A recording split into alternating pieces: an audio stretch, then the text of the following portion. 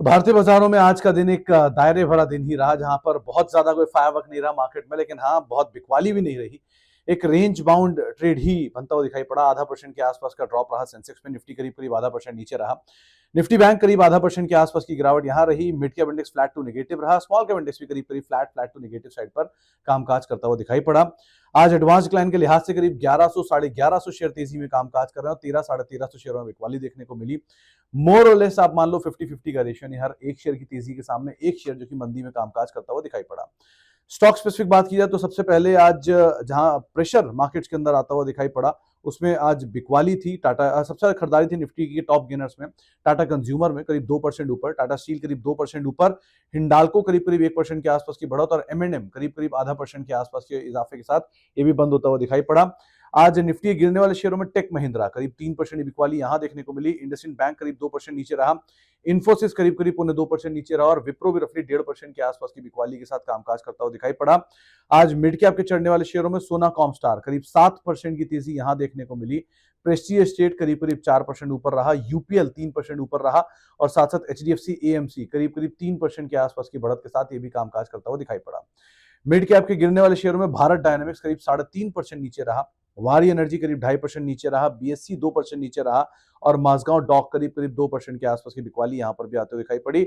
इसके अलावा small cap side पर करीब नुवामा 4% की तेजी के साथ कामकाज करता हुआ दिखाई पड़ा। महानगर गैस 3% ऊपर रहा और इसके अलावा वेल्सपन कॉर्प 2.5% ऊपर और ट्राइडेंट करीब करीब 2% के आसपास की बढ़त के साथ यही बंद होता हुआ दिखाई पड़ा। स्मॉल कैप के गिरने वाले शेयरों में न्यूजन सॉफ्ट करीब 6% की बिकवाली के साथ बंद हुआ।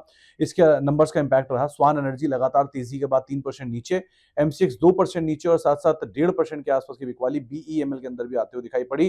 एफ&ओ के बढ़ने वाले शेयरों में सोना कॉमस्टार आज लीड कर रहा था 7% की तेजी के साथ। प्रेस्टीज एस्टेट करीब 4% ऊपर था। बालकृष्ण इंडस्ट्री 3% ऊपर था और यूपीएल करीब करीब 3% की तेजी यहां पर भी आते हुए दिखाई पड़ी। एफ&ओ के गिरने वाले शेयरों में भारत डायनामिक्स 3.5% नीचे, एलटीआईएम करीब करीब 3% के आसपास की बिकवाली, टेक महिंद्रा रफली 3% नीचे, इंडिगो करीब करीब 2.5% के आसपास की बिकवाली यहां पर भी आते हुए दिखाई पड़ी। और जहां पर आज मेजरली खबरों का इंपैक्ट देखने को मिला उसमें न्यूजन सॉफ्ट नंबर्स के बाद स्टीप फॉल 6% के आसपास का। टेक महिंद्रा करीब करीब 3% की बिकवाली यहां देखने को मिली नंबर्स के इंपैक्ट पे।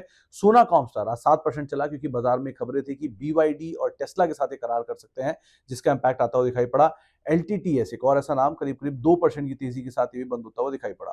ये तो रहे तेजी कुछ खबरों वाले शेयर, लेकिन साल के ऊपरी स्तरों पर पहुंचा आनंद राठी 3-3.5% की तेजी, एलटी फूड्स करीब 1.5% ऊपर, रैमको सीमेंट 1% ऊपर और मेदांता करीब करीब आधा परसेंट की बढ़त के साथ बंद हुआ।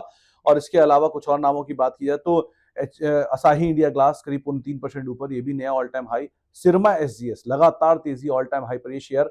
स्नाइडर इलेक्ट्रिक 3% ऊपर और रैमको सीमेंट करीब करीब 1% की बढ़त के साथ ये भी ऑल टाइम हाई पर पहुंचता हुआ दिखाई पड़ा।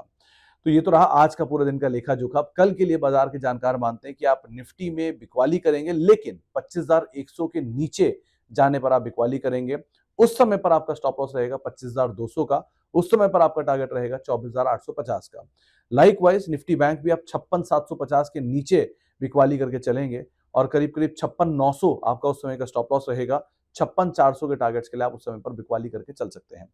इसके अलावा आप कल के लिए जो इंपॉर्टेंट ट्रिगर है उसमें जापान की महंगाई दर के आंकड़े कल के सत्र में आते हुए दिखाई पड़ेंगे। वो एक क्रूशियल ट्रिगर के तौर पे कामकाज करेगा। प्लस अर्निंग, विप्रो की अर्निंग, एक्सिस बैंक की अर्निंग, एलटीआईएम की अर्निंग, ये बाजार बंद होने के बाद आई है, लास्ट में आई है, तो इनका इंपैक्ट आपको कल होता हुआ दिखाई पड़ेगा। प्लस कल देश की सबसे बड़ी कंपनी रिलायंस इंडस्ट्रीज के नंबर्स आएंगे बाजार बंद होने के बाद, तो उन नंबर्स के ऊपर आपको नजर रखनी होगी।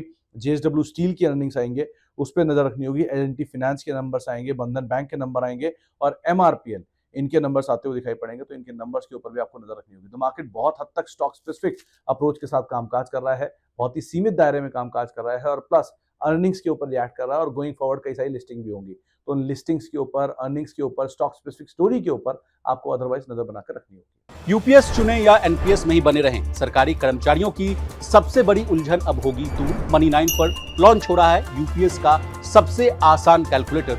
बस देनी होगी 4 जानकारियां और आपका पूरा कंफ्यूजन हो जाएगा दूर। आपको पता चलेगा रिटायरमेंट के बाद यूपीएस में कितनी मिलेगी पेंशन, एनपीएस में बने रहें तो वहां हर महीने कितनी पेंशन मिलेगी और अगर ओपीएस आया तो कितना पैसा हर महीने मिलेगा। मनी 9 पर इस कैलकुलेटर को लाए हैं डॉक्टर मंजीत सिंह पटेल। आप इस खास लाइव में शुक्रवार 18 जुलाई को शाम 6:30 बजे से जुड़िए और पूछिए अपने सवाल और दूर कीजिए हर कंफ्यूजन। इस कैलकुलेटर से लाइव आप जान पाएंगे आपको कितनी पेंशन मिलने वाली है।